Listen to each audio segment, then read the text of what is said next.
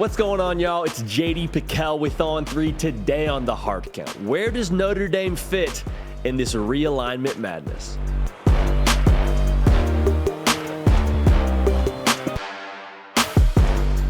Welcome into the Hard Count, the people show for everything you know and that you love about college football. It happens here on a nearly daily basis.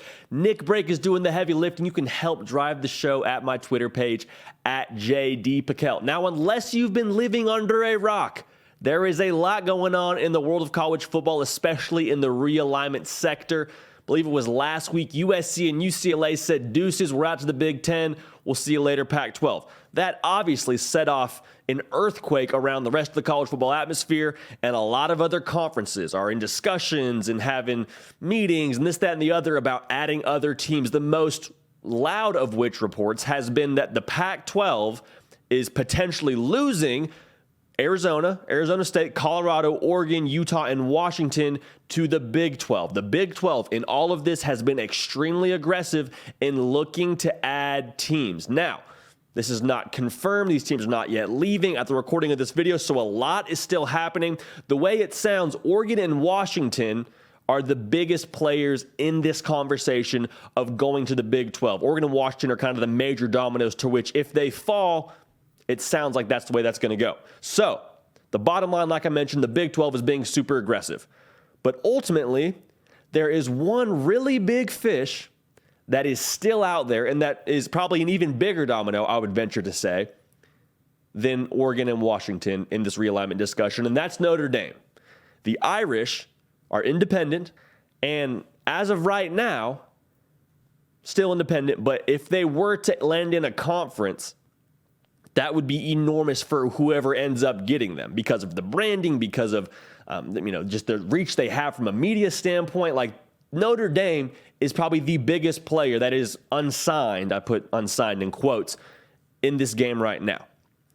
And for them, NBC has always been the big deal with them, right? It's been the NBC money keeping them independent, this, that, and the other. Well, the NBC deal is up in 2025. And oh, by the way, the Big Ten has a media rights deal that is rumored to be in the $1 billion range.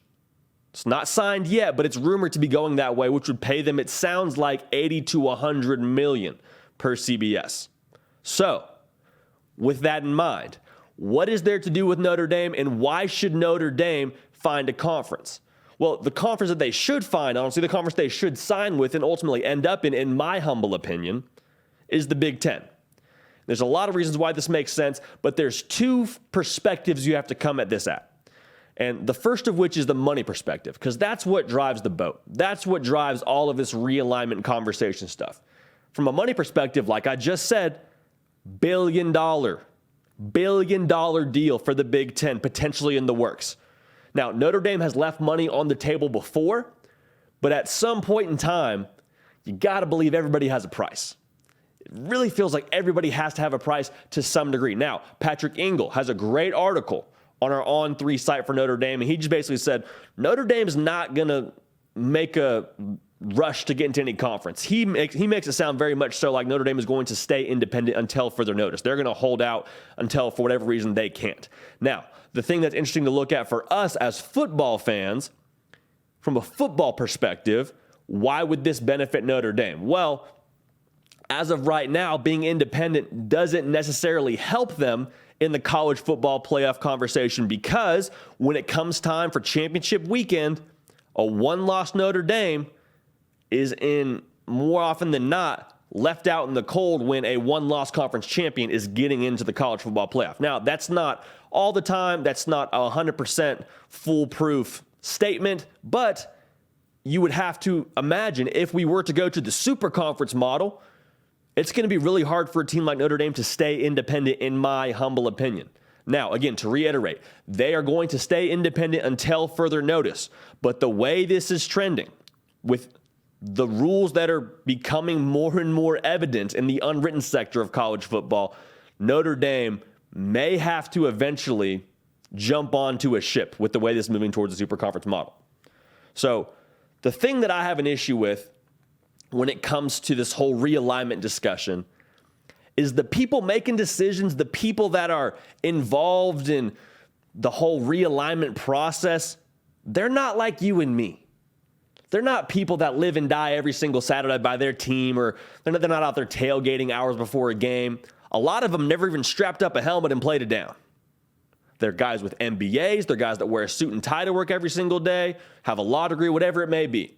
They're not cut from the same cloth as us. So for them to be tampering so closely with the game that you and I have come to know and love makes me a little bit uncomfortable. Now, I happen to believe this is all going to work out for the good of the game in the long run. I have faith in our sport more than I do these individuals. But ultimately, to have people that aren't as intimately involved in the game as you and I makes me uncomfortable. I'll leave it at that. This has been The Hard Count. Appreciate you tuning in. Subscribe to the channel to make sure you don't miss a minute of what we got going on here. A lot of good things coming down the pipe.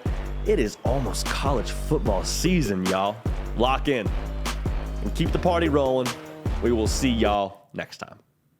Hey y'all, thanks so much for watching. Subscribe to the channel here to make sure you don't miss an episode of The Hard Count. Also be sure to check out other videos on the On3 YouTube channel.